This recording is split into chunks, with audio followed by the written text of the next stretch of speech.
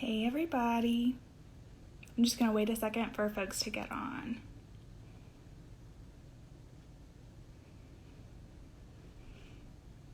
Hey Whitney.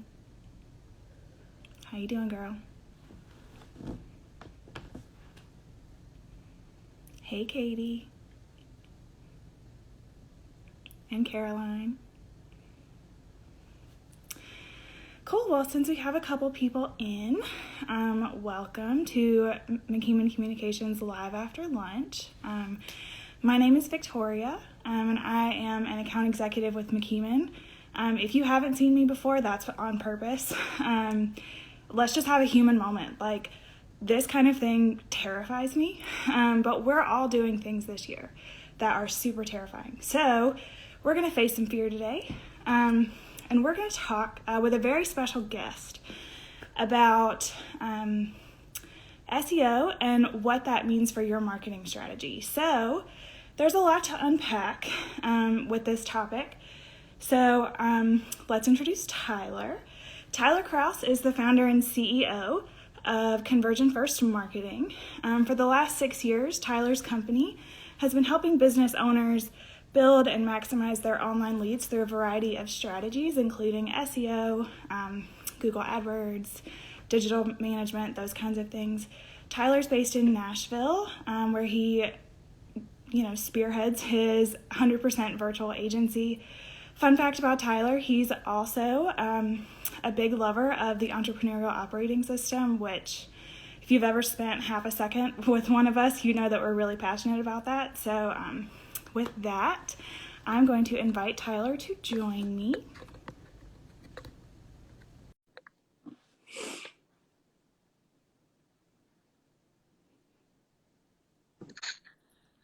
Hey. Hey. How you doing, Tyler? Hey, I'm doing great. Thank you. I love your human moment. I'm going to have it with you, I think. These things. I tell you what, these things. So, No. But hey, this is a learning and growth experience. So, yeah, absolutely. So I'm sure you heard, I was just telling folks a little bit about you. So to kick us off, I'd love it if you would just tell our viewers a little bit about what you do, what your background is, and how you decided to start CFM. Yeah, absolutely. Well, thanks for having me on. And yeah, I run Conversion First Marketing. It's a web design agency primarily nowadays. We specialize in a type of web design called SEO first web design. And we started back in 2014, in October 2014. So we just crossed over 6 years and got our start the way tons of small businesses start, which is a job that I thought was going to last longer, didn't. And so I suddenly found myself a freelancer in need of some revenue quickly. But since then, have been really growing and kind of perfecting a type of web design that gives you SEO optimization built into it. So before that, I spent a couple years in an SEO agency. I spent some time as an SEO director, and then I really got my start back in 2010. I built a local business website, and we were able to rank that #1 on Google and turned away about 40% of our leads. That was in like the heyday back in 2010, where everything was just desktop searches and Yellow Pages was dying, and just we caught that, and I was like, man, this is the most fun marketing channel I think I could imagine being part of. And social wasn't what it is now. Mobile wasn't what it is now, and really hit that right, and just fell in love with the discipline and have been working to get better at it ever since. Awesome. Well, we do have a couple questions, and I'll get to you in a second. But before we kind of really dive in, I would love for you to share what SEO is for folks who don't know. Yeah. So, like, if you're explaining it to a fourth grader, what is SEO? Yeah. Well, to a fourth grader, SEO is getting to the top of Google.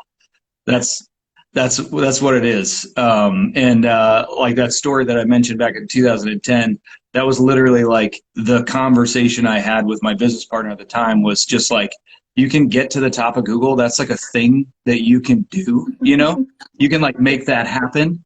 And it was like my light bulb moment of something you could do. So the fourth grader answer is that it's just it's getting to the top of Google. Now there are a bunch of other search engines. So like Facebook is a search engine in and of itself. YouTube is a search engine. Yelp is a search engine.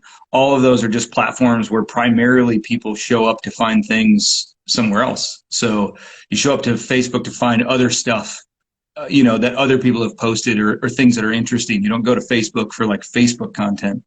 Same thing with like Google or Yelp or all those things. So that in and of itself is like a search engine. And it's important, that's why it becomes important to leverage those.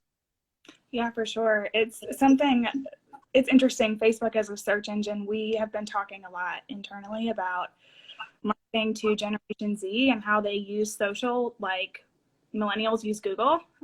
So it's interesting. So let's talk about SEO and your overall marketing strategy. So the thing that I like to say to people is that all of your communication channels need to hold hands with each other. So how does SEO fit, or any of your digital strategies fit into that equation? Yeah, that's a great question. So yes, it is super important that they're complementing each other. I love that. Holding hands, it's a good way to put it.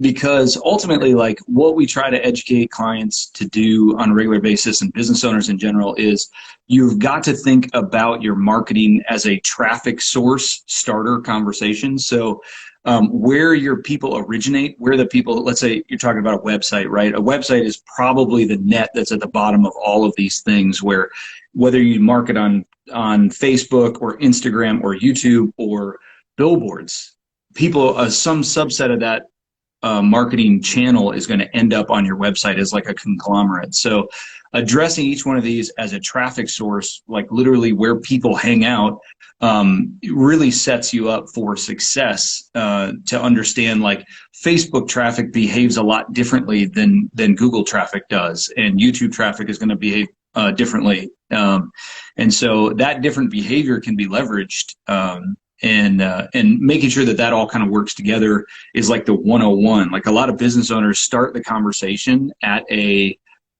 what kind of like, they start the conversation at like, well, let's put a picture up, or like, I like this design, this looks good, that looks good, sort of thing.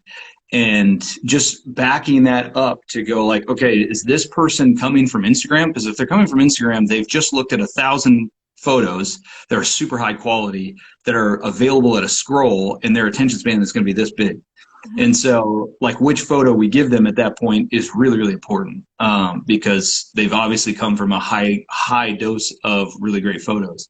And so just understanding how and where that track is can help you tailor your content a lot better to what they're actually looking for. Yeah.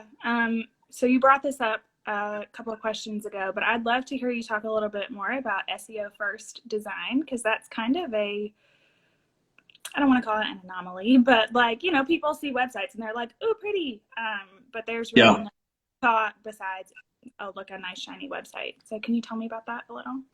Yeah. So I created a process a couple of years ago that we call the SEO first website design process. And I'll tell you the origin story, and I'll try to keep this super short, but it's just funny how these things happen. So I was an SEO guy and really good at getting people to the top of Google. Well, I got asked to build like a $500 throwaway website. And, for $500, like you can do some things, but you can't do a lot, so it's like, we can't make the prettiest website. Let's try to not make the ugliest. And I mean, that was at a $500 budget. That's kind of what you have. But I approached it from an SEO perspective. And the one thing I was like, man, I can't build a really great website here, but the one thing I know I can do is kind of nail the SEO portion of it. So we did keyword research and actually built out the pages and the site structure to the way that I would do it as an SEO guy. And this was just for like your average lawyer in an average suburb, just like super classic local search term. And we took him from page 4 to number 1 in about 30 to 40 days. Wow. And so he was number 1 for his keyword after this redesign. And before that, I really actually had the assumption that SEO could only be done in more of that traditional factor of like long term, you've got to make steady gains, and all of those things are true. But this SEO first redesign idea was born where I was like, man, let's see if we can do that again. And so we did it again, and then we did it again, and now we've been doing it for the last 5 years, over and over again, which is just the whole concept is this. That's the origin story, but the whole concept of it is this, is that if you flip the perspective from a let's make something that looks good to actually believing that the most important relationship that your website has is actually to a robot, which is Google. So the Google algorithm is a robot, and a lot of times people don't like a robot doesn't give you the benefit of the doubt of your intended audience the way that like a human would be like, oh, I can see you're kind of going for this type of audience. Like that robot will only give you exactly what you tell it you're about. And so when you build from a design perspective, you start the conversation around humans and what humans want. And we can make the gap, we can make the jump once you make it to the site. But what you miss is that for Google to give you, rankings for the right keywords and traffic related to what you're after, if your pages don't say that that's what you're about, it's in the right places. It's they're going to be like, that's a nice try, but you're not going to get a #1 ranking out of me. So what we do is we help folks really tailor this from a which keywords are we targeting, which keyword, and you start from the like, if you can imagine the most perfect keyword for whatever it is you sell, that's what we want. That's what we want to target. And then we figure out if that's reasonable to target, if there's a strategy that needs, if we have a tweak strategy, that sort of thing. But ultimately building a website that first and foremost is intended to rank for those terms. And when you do that, the traffic increases are significant. And you kind of, you get two things. One, you get the design improvement, which is what you're after, but you're as well, but you also kind of like silently get this big traffic lift as Google is totally in line with what you're trying to communicate to humans. You've also just tailored to the robot as well, and you can see the improvements there kind of around it. So yeah, so hopefully that answers your question. No, yeah, that's awesome. I'm going to dive into some questions from some of our viewers. So Caroline would like to know, what's the first thing a business should do in building an SEO strategy, especially if they have a small budget? Yeah, that's a great question. The first thing you should do is, if you have a small budget, is you should go to Google and watch, or go to YouTube and watch a 15-minute tutorial on how to do keyword research. There's tons of free options. There's tons of free resources. So put your mind in the place of your customer, first and foremost. So go figure out, like, if you are a lawyer in a local market or something like that, then you have search intent is what we're trying to satisfy. So go figure out what keywords you should be targeting. And then you could probably go find behind that just a basic on-page SEO tutorial as well that just talks about where your keyword should go in terms of your meta title and your H1 and your meta description. And if you don't know what those things are, you'll know what those things are on the other side of 15, 20 minutes on a YouTube tutorial for free. Just do a search for like on-page SEO, and you can at least kind of get the lay of the land for how you start this, because then you can look at your site and go, wow, the keyword we should be targeting, let's say, is a business attorney. Business attorney plus your city is what somebody would search to find your business. And you might find out your site doesn't have that word on it anywhere. I mean, that would be as 101 as you can get in terms of just understanding what you're after. If you got a little more time, go create like an AdWords account, and get you have to run like one ad or two ads, super cheap. But there's things that can show you how to do that as well. Just go run a Google AdWords account, and you can get access to Google AdWords keyword planning tool. Once you get a hold of that, then you can really start to like play around to see how people search for what it is you sell, and that'll set you out on the right path for sure. That's awesome. So here's a question from Katie that we are all dying to know the answer to. We just had a client secure over 50 online mentions in the last 24 hours. How Okay. do we best leverage those in terms of SEO? Okay. So as far as social, okay, so when you're talking online mentions there, you mean like in a news or are these social mentions? News. They are news articles.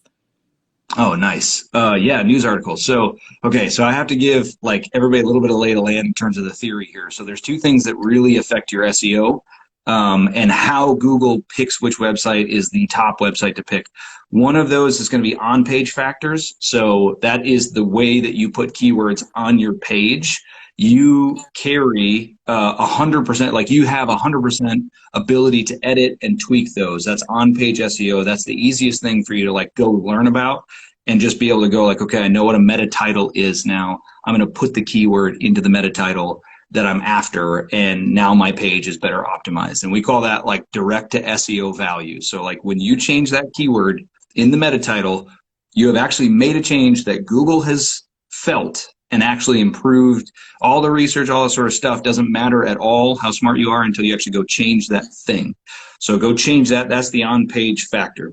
What you're talking about is the other side of SEO, which is largely the backlink component. So the way that Google determines authority for websites on the web, this is consistent all the way back to like 96, 97 when this is what made Google I don't know, what are they, $70 trillion company now? I mean, just like, right? This is what made them big and Yahoo small, is they figured out that the most authoritative websites on the web have the most other websites pointing links to them. So like all things being equal, a site that has 100 other websites pointing to it, those are called backlinks, are going to be viewed as more authoritative than one that only has 10 or only has one. So if you just secured 50 mentions, what you've secured is like 50 backlinks. Now, what's really fun with that is if you can control where they're linking to you, that might be one way to optimize that backlink. So if you've gotten the mentions, you've gotten the backlinks. Step one is done. Google has already attributed some of that value to you. But if you were planning, let's say, your next backlinks, then I would say you want to make sure that whatever link you give to a news organization or somebody else to link to you, you want to tailor that towards the pages you actually want to rank. So a great deal might be like restaurants. So in the restaurant niche, restaurants have lots of locations in a lot of cases. And so they tend to get a ton of mentions that link back to their homepage.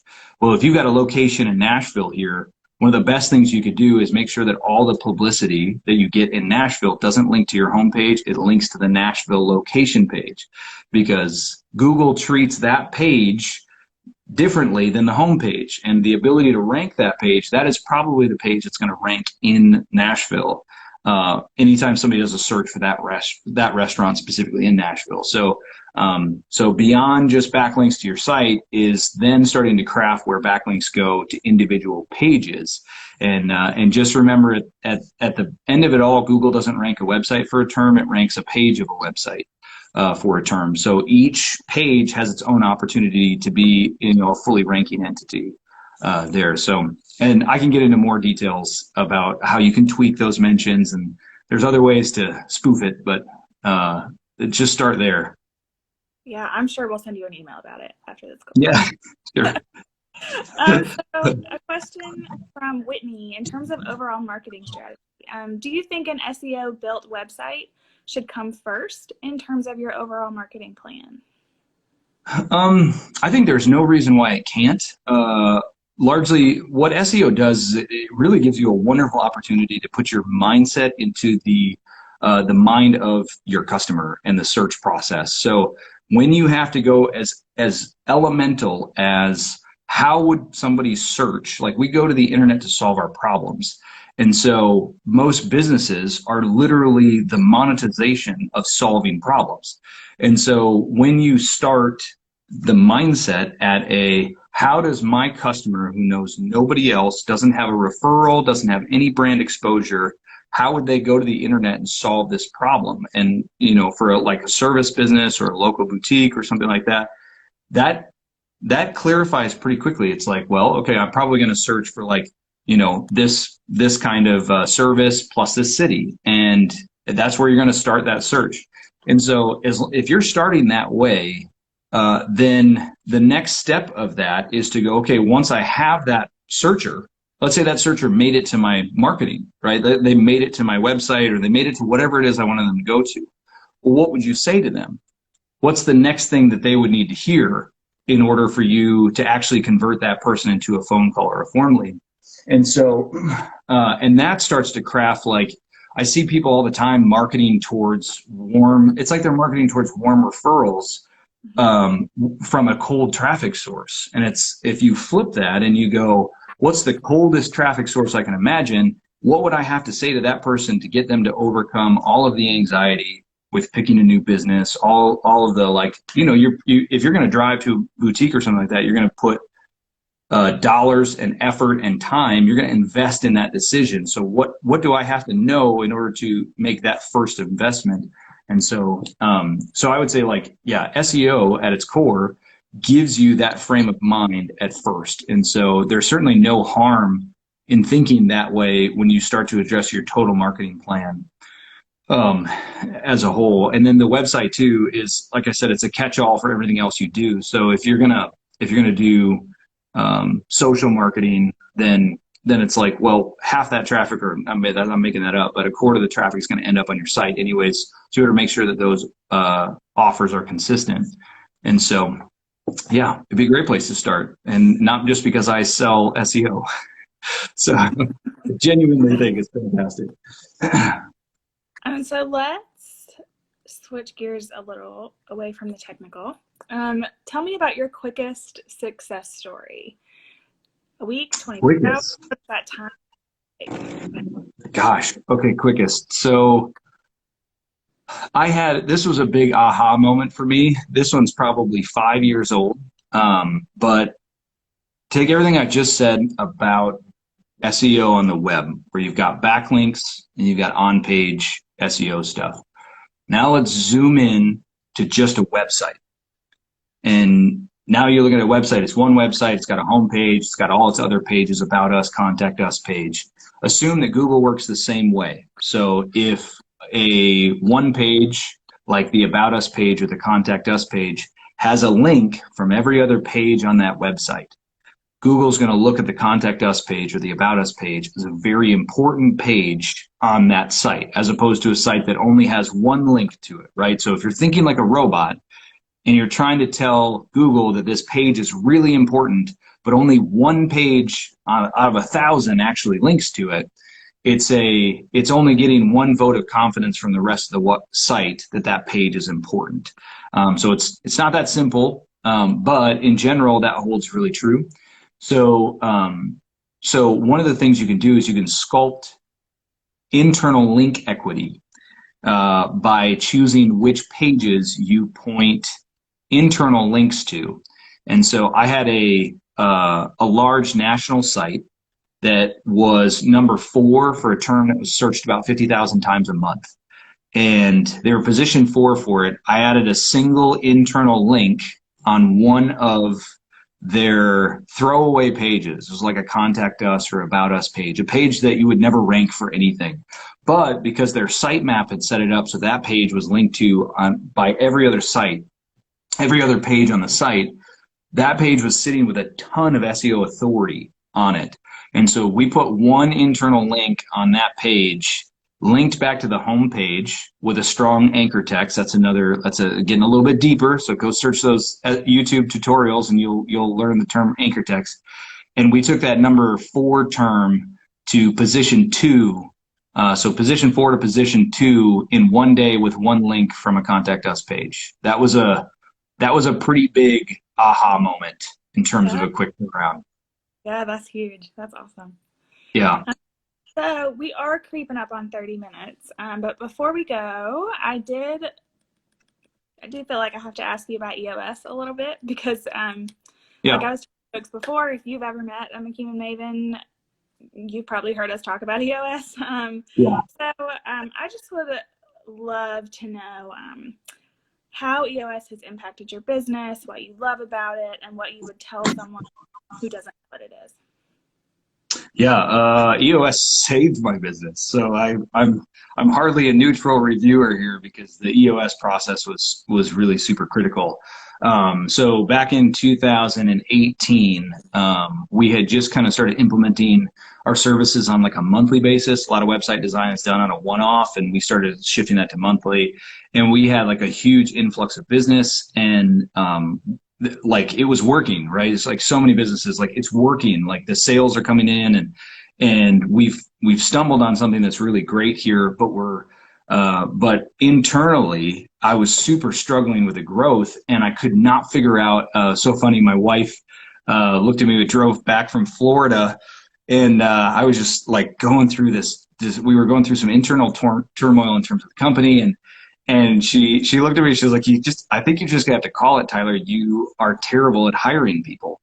And I was like, "Oh, ouch. Thank you, honey." Like, that's something that, especially this, like, I don't know, if you're like a relatively social and, person and whatnot, you're like, I feel like I'm pretty good at this. And, or I could be, or I should be.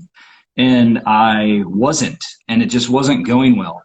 And I was in the midst of this season, and I came across the EOS process from Kim. So she said that it turned her agency from almost the same kind of situation: too much work, you're churning your wheels. Almost every business owner knows exactly what this feels like. And so I bought it on the spot, and then I read it over the weekend, and it was 2 weeks later that we implemented core values and as part of what we do. And what I realized is I was hiring people based on skill set. And skill set is super important, but I wasn't hiring them on cultural fit because I didn't know how to measure that. And so one of the key tenets of EOS was just the core value nature of it, where suddenly it was like, oh my gosh, that is why, like, these team members were never going to work together. They were never going to work because fundamentally their core values were in totally different places, and their core values were in different places from mine. So it ended up being just a super critical part of that season. And then, of course, we started implementing the rest of it. But it literally started with, like, I went over a weekend and I was like, hey, here's 5 core values that I think are going to be our core values. But, like, I'm pretty sure this is what got us to where we are. I just have never articulated it. And those have been such an unbelievable catalyst for a good culture that it's actually given me hope it gave me hope that I could actually scale and enjoy what I'm doing while I do it. So critical. Yeah, that's awesome and so true. We are big fans of a beautiful, healthy culture. So, well, Yeah. thank you so much for joining us today. Thank you for answering all of my questions and our viewers' questions, and helping me get through this. I made it. You did it. Thank you so much. I'll talk to you soon. Thanks, guys. See you. All right, friends. Thank you for tuning in. As always, if you're interested in talking more with our team, we are totally available to you. We offer a free 1-hour consultation via our website, www.mckeomancommunications.com. So we hope to see you there, or you can follow us on social, which you should be because you're watching this live. So go find us on Facebook, and we'll talk to you soon. See you later.